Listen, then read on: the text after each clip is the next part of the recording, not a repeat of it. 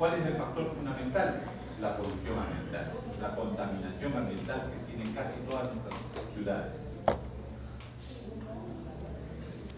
¿Muy bien? Eso es para recordarles por qué tenemos que hacer una afiliación, recordarles nuevamente por qué no tenemos que dar el trabajo de preguntar cada uno de los sitios de afiliación, pensando siempre, en este caso el aparato respiratorio, en las posibilidades que nos lleve a hacer una buena enfermedad actual.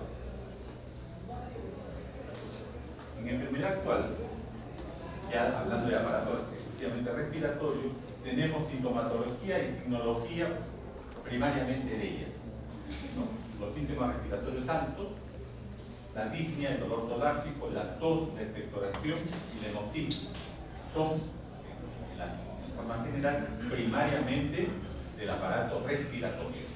Entonces, hay que grabarse estos elementos para yo preguntar a mi paciente respiratorio por cada uno de estos síntomas y cada uno de estos signos. En lo que se refiere a altos, no olvidar que existe la rinorrea, el prurito nasal, el fibro respiratorio, todos ellos de la vía respiratoria alta, nasofaríngea, ¿no? Generalmente asociados a problemas agudos, ¿no? Que ocasionan los cambios de clima. Disnea. Les decía que la disnea, primariamente, es aparato respiratorio, primariamente puede ser también cardiovascular. En lo que se refiere a la definición de disnea, está dado ahí. La Organización Mundial de la Salud lo prevé así, es la sensación de falta de aire. Es un síntoma, por lo tanto, ¿no es cierto? Y puede tener componentes objetivamente orgánicos, como puede tener componentes subjetivos. Por lo tanto, la disnea también hay que valorarla. La disnea puede ir asociada a polimpia, o sea, a aumento de la frecuencia respiratoria. La disnea puede ir asociada a una disminución de la capacidad ventilatoria producida por una menor expansividad de la caja torácica. En este caso, el diafragma, que es el músculo principal de la respiración, no compensa adecuadamente esa capacidad. Y por lo tanto, podemos observar en disnea que esta está asociada al movimiento de los músculos intercostales, al hecho de que se observe cómo se contraen los músculos intercostales. Y esto es un gran problema porque sencillamente tendremos que asociar la disnea a los denominados iraques. El hecho de que yo visualice la contracción de los músculos intercostales asociados a disnea, lo denominaré iraques. Iraques subcostales, iraques intercostales. Iraques. Muy bien. ¿Qué otra definición tenemos? Desde el punto de vista volumétrico, la disnea aparece cuando nosotros utilizamos el 30% o menos de la capacidad ventilatoria. 30% o menos de la capacidad ventilatoria instalada, utilizamos, aparece la disnea. Puede ser por hiperventilación, o sea, la disnea puede estar asociada no necesariamente a que no respiramos adecuadamente, sino más bien a la hiperventilación, o sea, al aumento de la inspiración y la expiración.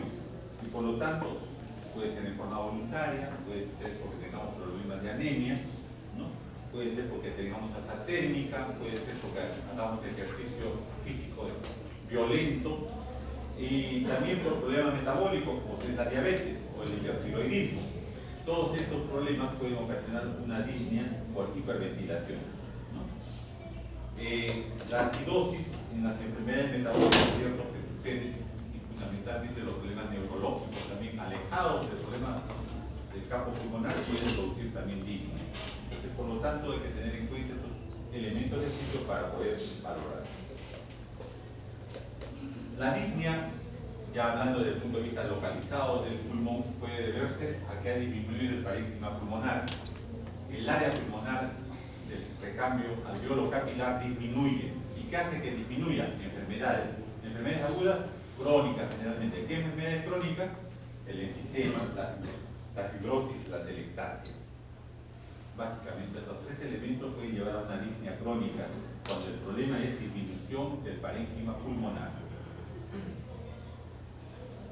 También puede haber disnea por aumento de las resistencias dentro del árbol bronquial, ¿no? Y por lo tanto hay que tener en cuenta una obstrucción bronquial, el mucus dentro del bronquial puede ocasionar transitoriamente una disnea, la bronquitis crónica o aguda, ¿no? Es un hecho muy importante. El broncoespasmo, no el acumulamiento de mucus en el orificio bronquial, sino más bien el colapso transitorio de un estrecho espacio bronquial, como es el producirse la broncoconstricción, puede ocasionar disnea. El asma es un ejemplo de ello. Disnea también se puede ocasionar cuando el espacio torácico es disminuido, sobre todo, ¿por qué? Por las afecciones osteoartróticas, ¿no? Las articulaciones de la columna, en este caso dorsal, ¿no?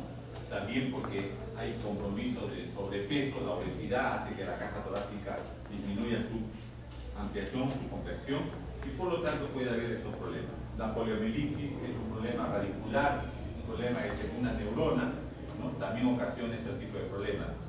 La miastenia gravis, otra enfermedad inflamatoria crónica, ¿no? El colágeno puede ocasionar también disnea. Miren ustedes todo lo que el médico tiene que recordar cuando estamos en algún problema con disnea. Pasemos al segundo punto, dolor torácico. En el dolor torácico también tenemos que hablar de clasificación. Si clasificamos fácilmente nos vamos a acordar cómo enfocar el dolor torácico. El dolor torácico inicialmente, como todos los tipos de dolores que hemos venido conversando, tiene toda una sistematización de cómo preguntar, ¿no? Forma de aparición, tipo de localización, intensidad, propagación, con qué calma, con qué disminuye, con qué aumenta, qué características tiene, cuánto dura, ¿no? Y todos los elementos de juicio de dolor los tienen también en el dolor torácico, y por lo tanto hay que recordarlo. Pero el dolor torácico tiene una clasificación, el dolor local. El dolor local es el que más nos interesa a nosotros. ¿Por qué? Porque nos estamos refiriendo a la pleura. El pulmón, como órgano propiamente dicho, no duele. Cuando duele es la envoltura, la pleura.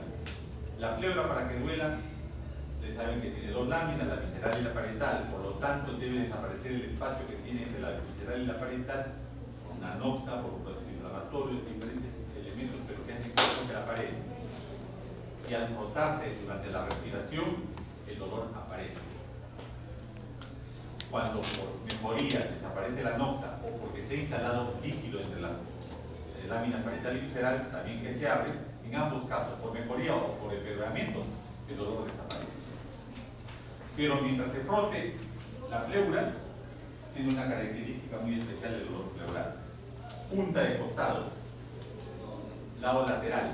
El paciente se agarra con la misma mano del lado de la lesión. El dolor es intenso, penetrante, dice el paciente. Y por lo tanto, como es intenso, penetrante, busca respirar menos. Entonces su respiración se hace más superficial. Por lo tanto, también busca una posición antálgica. Se apuesta sobre el mismo lado de la lesión. ¿Por qué? Porque acostándose sobre el mismo lado de la lesión, la expansibilidad torácica disminuye de ese lado y el dolor es una característica para abordar el dolor pleurítico, es lo más importante, ¿ya? Hay que diferenciarlo pues, de otros dolores cercanos. Vamos a ver esto. El propagado. Hemos hablado del dolor localizado, el pleurítico y propiamente respiratorio. También existe el dolor propagado, en este caso la columna vertebral, de forma de sus elementos y de sus axones a nivel de los nervios raquídeos pueden transmitir, ¿no?, hacia el parénquima pulmonar, entre comillas, semejar un dolor torácico, pero corresponde a este dolor propagado. Dolor propagado, ¿por qué? Pues puede haber compresión medular, puede haber hernia discal, y puede haber neurítico, es el dolor propagado. El dolor referido ya es más allá, ya no está dentro de la misma área torácica, sino más allá. Generalmente puede estar en el aparato digestivo. Y por lo tanto, las afecciones gástricas, las afecciones vesiculares, las afecciones pancreáticas, que están lejos del aparato respiratorio, pueden simular dentro de la caja torácica dolores que no corresponden al mismo, sino que son dolores referidos. También las afecciones de las arterias coronarias que están alrededor de la masa cardíaca pueden semejar o simular problemas respiratorios. Recuerden recuerden que en medicina no hay enfermedades, hay enfermos. Por lo tanto, lo que nosotros hablamos acá son posiciones no antojadizas, pero sí más o menos que nosotros construimos para poder entender. Cuando estamos frente al paciente no es así. Cuando estamos frente al paciente tenemos que utilizar ya nuestro arte médico basado en el conocimiento científico para poder entender la afección de un paciente. Finalmente, si no encontramos ningún tipo de causa anatómica, de causa orgánica que ocasione el dolor, hemos sido consensuados en todo ello, recién podemos pasar a referirnos como estamos ante un dolor psicógeno. Un dolor psicógeno que es aparentemente de origen mental. Lo mencionamos ¿por qué? Porque más o menos entre 30 al 40% de todos los dolores torácicos pueden terminar siendo dolor psicógeno. Pero yo no voy a poner como primera alternativa el dolor psicógeno, más bien esto queda abajo. Primero mi obligación es valorar si ese dolor es orgánico o no, si es localizado o si es referido o es irradiado. Finalmente, después de valorar mediante elementos de juicio razonables, no los encuentro, recién puedo hablar de dolor psicógeno. Finalmente, la tos y la expectoración. Hemos colocado la tos y la expectoración juntos porque en la gran mayoría de casos van de la mano. La tos hemos colocado su definición. Es el inspirar profundo y rápido con un cierre glótico y al mismo tiempo una contracción muscular, ¿no?, de los músculos respiratorios y una inspiración forzada que abre la glotis violentamente. Ese es el mecanismo por el que se produce una tos. La tos puede nacerse del problema bronquial, tráquea y faringe. No, la tos no se produce por una constante noxa parenquimal, o sea, a nivel de alveolos y bronquiolos. Cuando hay problemas bronquiolos y alveolos no es patognomónico de tos. La tos es más arriba, es bronquial. ¿Por qué? Porque la sensibilidad está a nivel de los bronquios, justamente, ¿no? Entonces, ahí tienen ustedes una definición. Lógicamente, cuando hablamos de expectoración, la expectoración tiene que ser cuantificada. Lógicamente tiene que valorarse las características, desde la forma más blanquecina, o sea, mucosa, hasta las formas más verdosas, ¿no?, amarillas, que son las purulentas, pasando por la expectoración grisácea, que es rosura, distritos de células, muchas veces neoplásicas. Entonces, la expectoración tiene toda una variante de coloración de acuerdo al componente de la misma, de acuerdo a la cantidad. Hablar de cristidia típico por la vómita que se produce con la tos y la expectoración, estamos hablando de una gratificante en la que la secreción es abundante con filamentos y láminas. Las bronquiectasias, o sea, el espacio virtual que queda después de la tuberculosis o de la fibrosis, puede llenarse de secreciones. Y también el paciente puede expectorar grandes cantidades, ¿no?, 300, 400, 500 centímetros cúbicos, después del cual queda aliviado. Por lo tanto, la expectoración, desde una expectoración muy pequeña, muy escasa, hasta una expectoración en grandes cantidades, pueden estar asociadas generalmente a la tos. Pero la tos también puede ser seca, como es la tuberculosis primariamente inicial. La hemoptisis. La hemoptisis, que es el sangrado por la cavidad oral a partir de lo que es la vía respiratoria, hay que diferenciarla de las que vienen del aparato digestivo, que es la anatiamesis. Mientras la hemoptisis es un sangrado limpio, burbujeante, rojo pululante, un rojo bandera, ¿no?, la hematiamesis es un rojo oscuro, generalmente acompañado de alimentos que viene del aparato digestivo. Una segunda de la que hay que diferenciar la hemoptisis es la hemorragia escasa, que está relacionada a las encías, ¿no? Y una cuarta es la epístasis, o sea, un sangrado de la zona nasal. Hemoptisis, hematiamesis, Equimorragia y epístasis, todas son sangrados por la vía oral. Entonces, será el examinador, al preguntar al paciente dentro de la anamnesis, ¿no?, poder racionalizar exactamente de dónde se el sangrado. Entonces, la hemoptisis es parte del aparato respiratorio. Finalmente, los antecedentes personales que nos interesa para qué, para preguntar sobre enfermedades que haya tenido el paciente anteriormente por la convivencia que haga con tosedores crónicos, ¿no? Es importante preguntar por tosedores crónicos en estos pacientes, ¿no?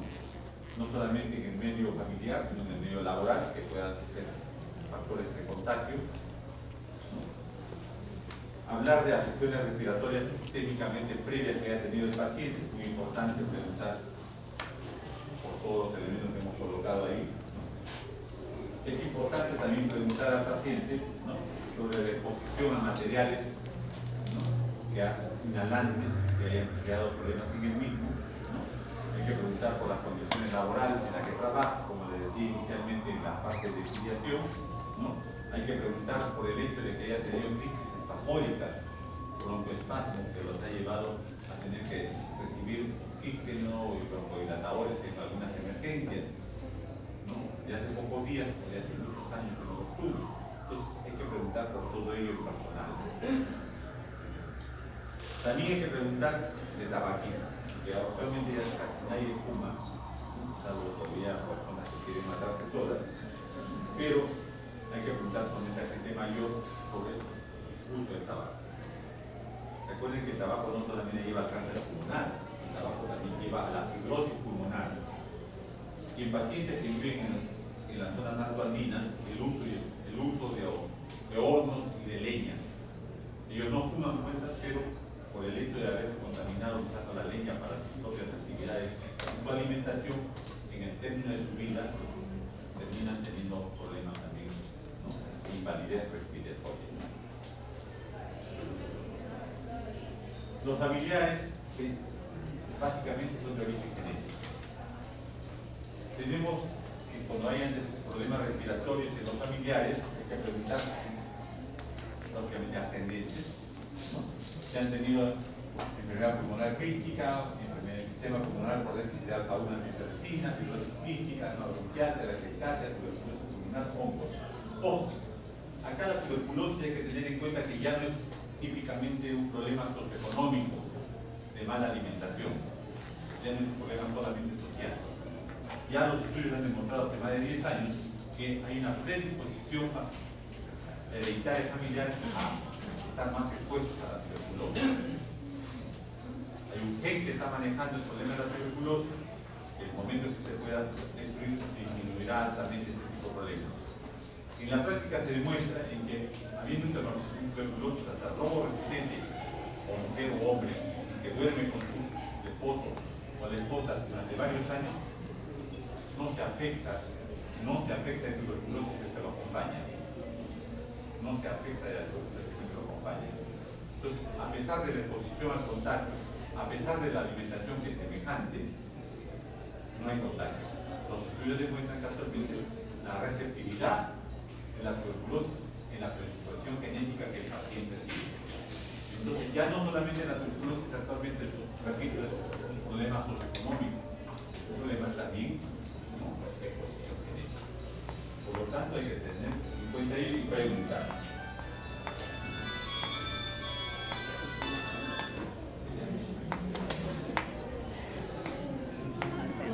Entonces, miren ustedes, estas son enfermedades que tenemos que tener en cuenta para poder valorar. ¿Ya? Ok, es lo que les quería decir hoy día.